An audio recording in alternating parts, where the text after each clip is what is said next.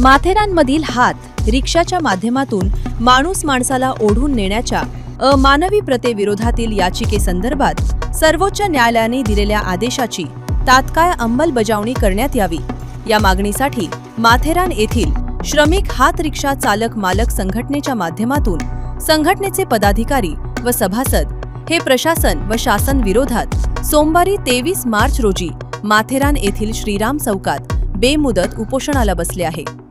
तर संघटनेने प्रवाशांच्या सोयीसाठी ई रिक्षा सुरू ठेवण्याचा निर्णय घेत त्या प्रवाशांसाठी सुरू ठेवल्या आहेत। मात्र आज उपोषणाचा दुसरा दिवस सुरू झाला असता देखील प्रशासन व शासन हे उपोषणकर्त्यांची मागणी सोडवण्यास निष्फळ ठरत असल्याचे चित्र समोर येत आहे। सध्या माथेरानमध्ये एकूण 94 हात रिक्षा चालक असून त्यापैकी 74 रिक्षा अद्याप सुरू आहेत। पायलट प्रकल्पांतर्गत 20 चालकांना ई रिक्षाची परवानगी देण्यात आली होती। मात्र सर्वोच्च न्यायालयाने ई रिक्षांची संख्या ठरवण्याचा अधिकार नियंत्रण समितीकडे देत गावाची गरज लक्षात घेऊन सर्व चालकांचे पुनर्वसन करण्याचे निर्देश दिले आहेत। त्यानुसार सर्वोच्च न्यायालयाने दिलेल्या पुनर्वसनाच्या आदेशाची तात्काळ अंमलबजावणी व्हावी। सध्या मंजूर करण्यात आलेल्या 20 ई रिक्षांच्या निर्णयात संघटनेला विश्वासात घ्यावे, प्रक्रियेत पारदर्शकता ठेवावी, ई रिक्षा संदर्भातील नियंत्रण समितीची तातडीने बैठक बोलवावी अशा मागण्या घेऊन उपोषणकर्त्यांनी 3 प्रमुख प्रलंबित मागण्यांसाठी उपोषण पुकारले आहे। उपोषणाचे पहिल्या दिवशी माथेरान गिरीस्थान नगर परिषदेचे मुख्याधिकारी राहुल इंगळे, नगराध्यक्ष चंद्रकांत चौधरी व नगरसेवक तसेच माथेरान पोलीस ठाण्याच्या महिला पोलीस निरीक्षक सरिता मुसळे यांनी संध्याकाळी साधारण 5:30 वाजण्याचे सुमारास उपोषण स्थळी जाऊन उपोषणकर्ते यांच्याशी संवाद साधून आम्ही तुमचे प्रश्न हे माथेरान मॉनिटरिंग कमिटीकडे पाठवून लवकरात लवकर संयुक्त बैठकीचे आयोजन करून त्यामध्ये तुमचे प्रश्न सोडवण्यासाठीचा निर्णय घेतला जाईल तसे लेखी पत्र देत प्रशासन स्तरावरून उपोषणकर्त्यांची समजूत काढत विनंती करण्यात आली।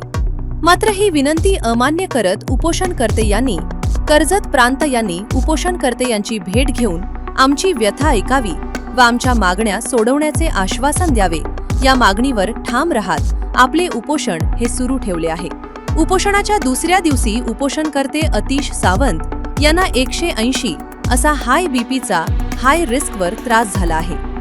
तर उपोषणकर्ते संतोष लखन, रोशन माथेरानवाला, नगरसेवक केतन रामाणे, अली डोंगरे, दिनेश सुतार यांना उच्च रक्तदाबाचा त्रास झाला आहे। तसेच उपोषणकर्ते संतोष निचिंदे, उज्ज्वला राणे यांना रक्तदाब खाली आल्याचा त्रास झाला आहे। सदर बाब लक्षात घेता माथेरानचे अधीक्षक सुरेंद्र ठाकूर, पोलीस निरीक्षक सरिता मुसळे व माथेरान गिरीस्थान नगर परिषदेचे नगराध्यक्ष चंद्रकांत चौधरी यांनी उपोषणकर्ते यांची भेट घेऊन त्यांची समजूत काढत सदर उपोषण सोडण्याची विनंती केली आहे। तसेच अधीक्षक सुरेंद्र ठाकूर यांनी प्रांत अधिकारी प्रकाश संकपार यांच्याशी सदर उपोषण संदर्भात फोनवरून संपर्क करून माथेरान मॉनिटरिंग कमिटीकडे तुमच्या प्रश्नाचे लेखी पत्र देऊन लवकरात लवकर बैठकीचे आयोजन करून सदर बैठकीमध्ये तुमच्या मागण्याचे निवारण केले जाईल अशाचे लेखी पत्र हे उपोषणकर्ते यांना देण्याचे सूचित केले आहे। मात्र उपोषणकर्ते हे प्रांत अधिकारी प्रकाश संकपार हे आमच्या उपोषणकर्त्यांच्या प्रश्नांचे उपस्थित राहून निरसन करत आमच्या मागण्या मार्गी लावत नाही तोपर्यंत आमचे उपोषण हे सुरू राहील या निर्णयावर ठाम असल्याने मात्र आता प्रशासन शासन काय भूमिका घेणार याकडे मात्र सर्वांचे लक्ष लागले असून उपोषणाच्या दिवशी ही उपोषणकर्ते यांच्या मागण्या सोडवण्यास मात्र प्रशासन व शासन निष्फळ ठरत असल्याचे चित्र समोर येत आहे। दिनांक 23 मार्च शहीद दिन या निमित्तानं आम्ही श्रमिक हात रिक्षा चालक मालक संघटनेच्या वतीने या श्रीराम चौकामध्ये उपोषण सुरू केलेलं आहे। उपोषणाचं कारण देखील असंच आहे, कारण दिनांक 6 ऑगस्ट 2026 रोजी माननीय सर्वोच्च न्यायालयाने ज्या माथेरानमध्ये अमानवीय प्रथा म्हणजे दळणवळणाचं साधन असणारी हात रिक्षा बंद करून त्या हात रिक्षा धारकांचं पुनर्वसन करा असा आदेश असताना देखील या ठिकाणी राज्य शासन असेल किंवा मॉनिटरिंग कमिटी असेल त्यांच्याकडनं दिरंगाई होत आहे. आजपर्यंत आम्हाला न्याय मिळालेला नाही. तुम्ही पाहू शकता की या ठिकाणी मोठ्या प्रमाणामध्ये महिला भगिनी असतील, ज्येष्ठ नागरिक असतील, हे सर्व बसलेले. आम्ही जवळजवळ 22 लोक या उपोषणामध्ये सहभागी झालेलो आहोत आणि आजचा हा दुसरा दिवस आहे.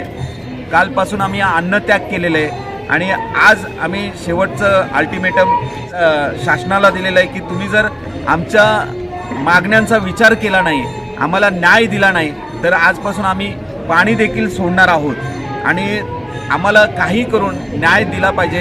कारण आमच्या हात रिक्षांचं पुनर्वसन तुम्ही ई रिक्षाद्वारे कधी करणार ही आम्हाला अपेक्षा आहे. कारण गेल्या वेळेला प्रशासनाकडून आम्हाला फक्त 20 रिक्षा भेटलेल्या आहेत आणि 20 रिक्षा आणि अजून 74 हात रिक्षाधारक हे अजून प्रतीक्षेत आहे की आम्हाला ई रिक्षा केव्हा मिळणार. तर ई रिक्षा आम्हाला जोपर्यंत मिळणार नाही तोपर्यंत आमचं हे अमरण उपोषण सुरू राहणार आहे.